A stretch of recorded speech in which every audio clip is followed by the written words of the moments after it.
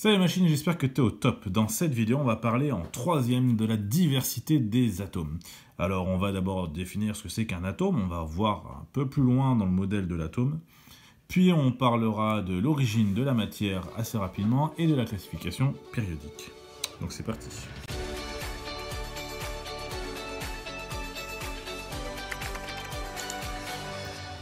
Alors, les atomes, vous avez vu ça normalement en quatrième et en cinquième comme étant une particule élémentaire de la matière.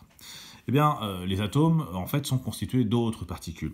On retrouve dans un atome un noyau avec autour, gravitant, même si ce n'est pas le mot exact, donc avec autour, tournant autour des électrons. Donc, les électrons, ce sont les petites billes vertes là, qui tournent autour. Et à l'intérieur, on a donc un noyau qui peut avoir un contour si on a envie de le faire. Donc ce noyau, il est constitué, lui, de particules encore. Donc on va retrouver les protons et les neutrons. Et l'ensemble donc de ces protons et neutrons, c'est eux qui forment le noyau. Entre tout ça, eh bien, on verra ce qu'il y a. Mais donc, ce qu'il faut savoir, c'est que le proton, eh bien, ça commence par un P parce que le proton est chargé positivement. Donc, il a une charge positive. Et le neutron, lui, il a une charge, eh bien, neutre. Donc, il n'a pas de charge. D'où son nom, neutron pour neutre, et pas pour négatif. Et enfin, le dernier, c'est de l'électron. Eh bien, l'électron, c'est le contraire du proton. Donc, il a une charge négative. C'est lui qui a la charge négative.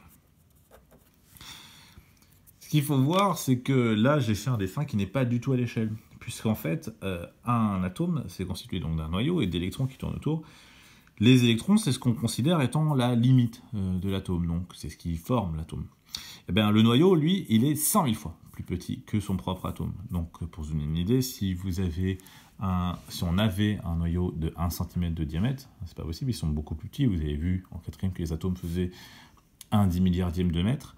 Eh bien, le noyau est 100 000 fois plus petit que l'atome en lui-même. Donc, pour un noyau de 1 cm, eh bien, ça ferait un atome de 1 km de diamètre. Donc, on verrait clairement pas le centimètre au milieu de ce kilomètre. Et entre le noyau et les électrons, eh bien, il n'y a rien. Il n'y a que du vide. Donc, on va considérer que la matière est constituée quand même à 99% de vide, puisque le noyau étant tout petit, mais vraiment tout petit, eh bien, l'électron est aussi petit, et l'atome, eh bien, lui, c'est constitué d'un noyau qui est minuscule au début, et puis tout autour du vide, et des électrons au bout. Alors, ce qu'il faut savoir quand même, c'est que le nombre de protons, c'est une caractéristique de l'atome. Chaque atome a son nombre de protons. Alors bien sûr, on peut avoir deux atomes avec le même nombre de protons, et ce seront donc deux atomes du même nom.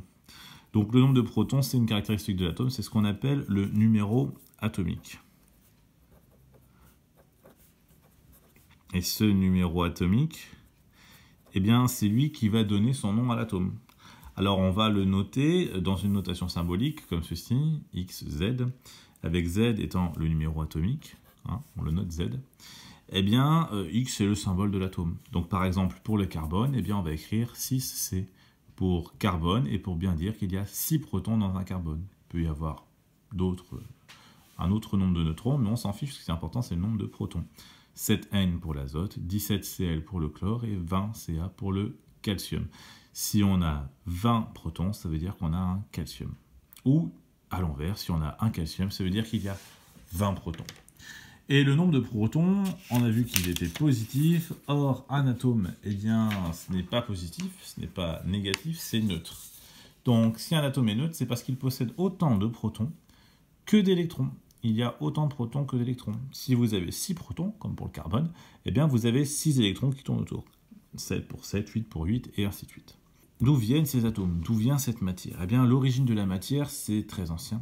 C'est il y a 13,7 milliards d'années. Alors ça porte un nom, puisque cet événement qui s'est produit il y a 13,7 milliards d'années, c'est ce qu'on appelle maintenant le Big Bang. Nom qui avait été ironiquement donné par quelqu'un qui n'aimait pas cette théorie, et qui a été gardé donc, pour simuler ce qui s'est passé à l'origine de l'univers, donc le Big Bang. Lors du Big Bang, en fait, on avait toute la matière qui était condensée en un point, et puis il y a eu une expansion, donc une dilatation très soudaine, qui fait que l'énergie a baissé et les protons et les neutrons ont pu s'assembler pour former les premiers atomes, hydrogène et hélium. Donc ce sont eux les deux premiers atomes, qui sont 99% de la matière de l'univers, c'est eux deux. Et ensuite, il va y avoir, quelques milliers d'années plus tard, la formation des premières étoiles. Et dans les étoiles, en fait, on a ce qu'on appelle de la fusion. Donc, les noyaux, ils fusionnent.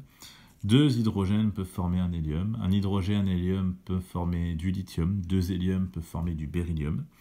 Et les noyaux vont fusionner comme ça, 2 à 2, 2 à 3, 3 par 3 parfois, même si c'est plutôt rare, c'est plutôt 2 par 2, pour donner donc des atomes plus lourds, des noyaux plus lourds, jusqu'à un nombre de protons égal à 26, c'est-à-dire le fer.